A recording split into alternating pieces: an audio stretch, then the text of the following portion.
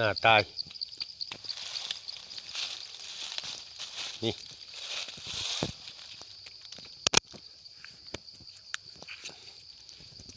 โอ้โหหมดแดงหน้าตายหลายติดต่อกันเป็น5-6พี่น้องเอ้ย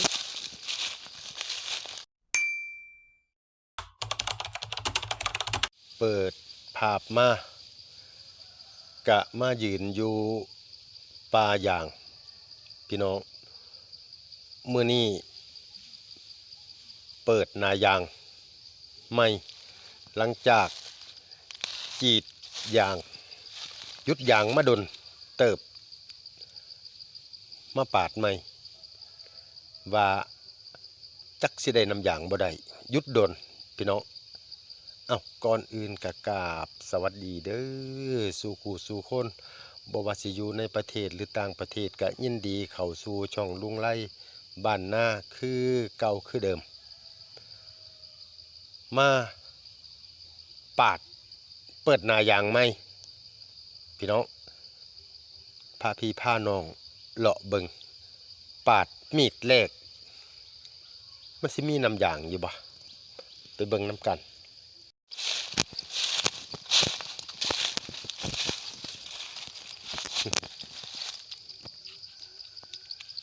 หน้าตาย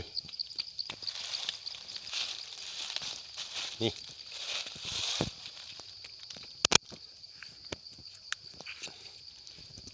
โอ้โหหมดแดงหน้าตายหลายติดต่อกันเป็น5-6พี่น้องเอ้ยฉันบ่ตายแต่เก่าได้หลายร้อยโลอยู่เด้อ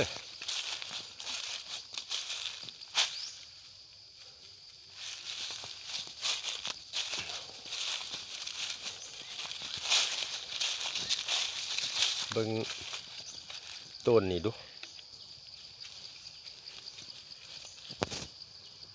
โอ้ยบ่ได้ยอดสิแขนให้อยู่บ่ปลายางก็6ล่ะสิได้ขึ้นมาตัดอยู่เด่น6 2หล่องข้างหลัง6ปลาหญ้าดอกขาวขึ้นมาเบิ่งว่ามันจะออกบ่หรือบ่ออกคันบ่ตัดกัดเสียเวลามันสิพฤษภาแล้วนี่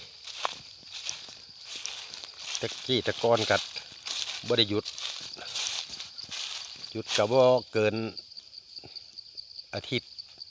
ปีนี้รู้สึกว่าหยุดดนเติบก็เลยลงมาจีดเมื่อคืนมีดแรกกระซ้ำเปียงเพิง มีดแรกกระซ้ำนี่พี่น้องเบิ้งคืน2มือแรงว่ามันสิได้น้ำยางบ่ต่างพาพี่พาน้องมาเลาะเบิ่งสวนยามมื้อเช้าอากาศเย็นดีตอนเช้าๆถัดสายมาจักหน่อยก็เอาอีกละความร้อนบาดนี่พี่น้องเอ้ยอยู่บ่ได้ถ้าห่มแบบนี้เนี่ยใครอยู่นี่เสื้อกำมำกำนี่แหละพี่น้องลงตัดยางเสื้อใส่ตัดยางคนหัวคนสวนเฮ็ดได้บ่เฮ็ดก็บ่ได้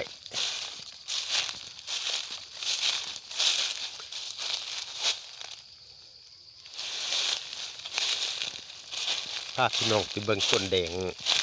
ใหญ่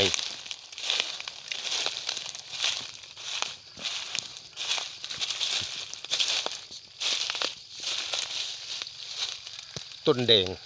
พี่น้องใหญ่ในต้นนี่เปล่าอาหลาดขมิ้นเลื่อยไม้เอ็ดวงกบเอ็ดแป้นได้หลายเติบใหญ่โอ้เปล่าอาหลาด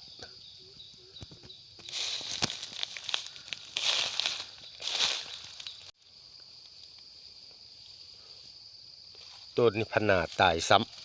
ำต้นบักใหญ่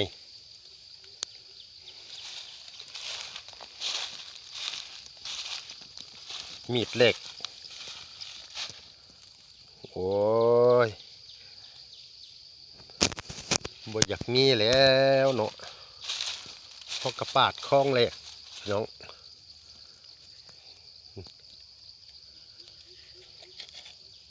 โอ้ย บ่ออกแล้วเลาะเบิ่งบ่ได้หยอดน้ำกรดดอกมันบ่ออกโหคือเป็นแน่นี้มันสิได้ขายง่ายอยู่บ่แบบนี้ที่เบิ่งต้นใหญ่ๆนี่มันก็ดูที่มีน้ำยางบ่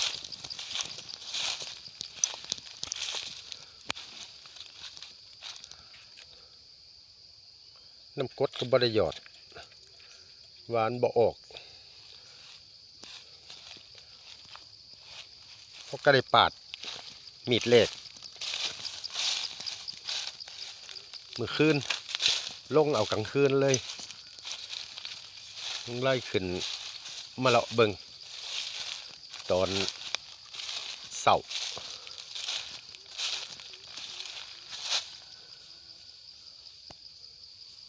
บรรยากาศตอนเช้าดี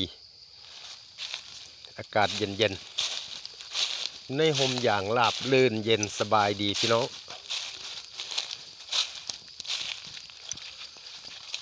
โอ้ยต้นบางนัดปลูกซับใส่กับล่องยางสิได้ผลอยู่บ่คือต้นน้อยแท้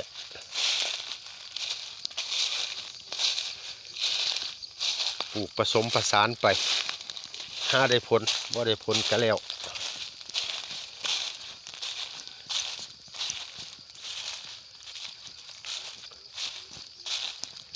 เบิ่งหมักนัดโอ้ยเป็นหมากหมักนัดอีหยังคือสมะน้อยแท้หมากเล็กหน่อยคักแท้ดิ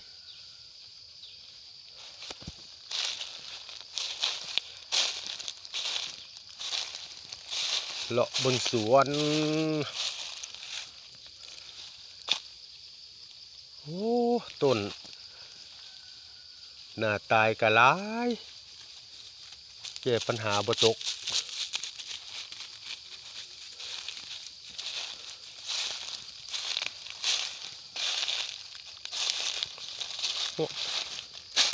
ข้างหมดแดงจังได๋คือมาอยู่ต่ำแท้อันนี้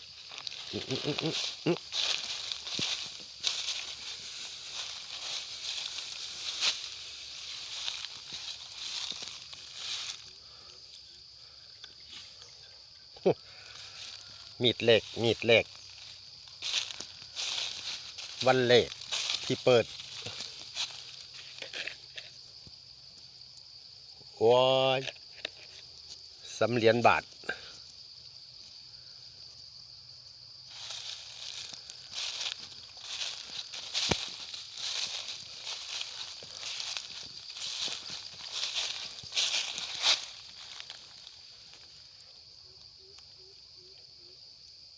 ปลายางกัดอยากหกแล้วล่ะพี่น้องผู้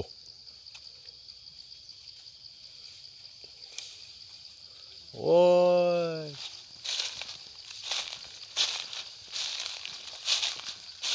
คือเป็นแนวนี้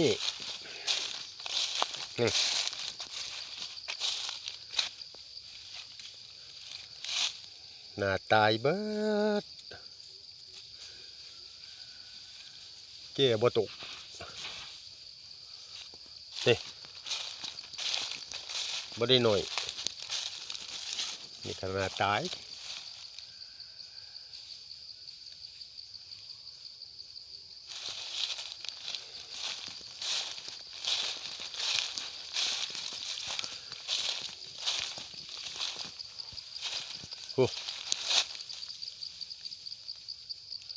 ภาพพี่น้องเบิ่ง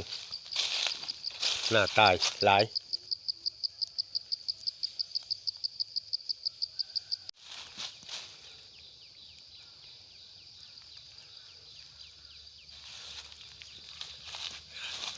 เขามาสวนคนใหม่ละเด้อบ้านเบิ่งเพิ่นเก็บกระปุกมากองไว้เพิ่นเปลี่ยนกระโปน้อยเอากระโปใหญ่ใส่แล้วขนมาแต่ใส่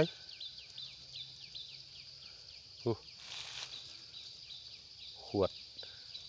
น้ำส้มขวดถังดองน้ำส้มเพิ่นอันนี้ก็สวนเจ้าหนึ่ง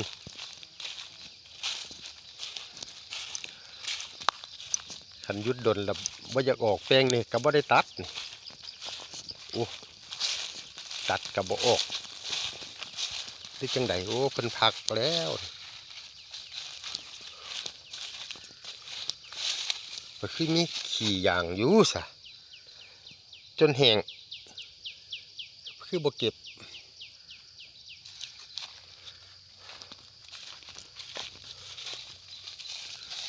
บ่แห้งค่ากระปุกจะได้สิจิ้มออกอันนี้แห้งค่ากระปุกพี่น้องคักบ่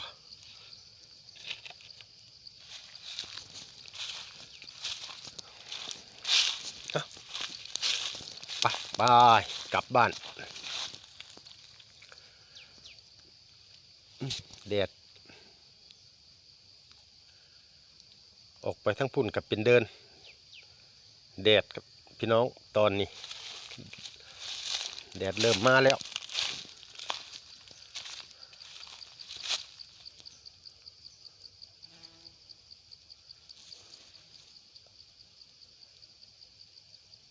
เอาสำหรับคลิปนี้กะขึ้นมาเลาะเบิงน้ำยางปาดยางขึ้นเลขกะบ่ได้น้ำยางบ่ได้ขายง่ายดอกเอาขอลาพี่ลาน้องไปซ้ำนี้ขอขอบคุญขอบคุณที่ติดตามรับชมช่องลุงไล่บ้านนาให้กำลังใจมาตลอดมื้อนี้ลุงไล่ขึ้นมาซองเบิงน้ำยางปาดยางไม่บ่ออกเอาสำหรับคลิปนี้ลาไปก่อนสวัสดีครับผม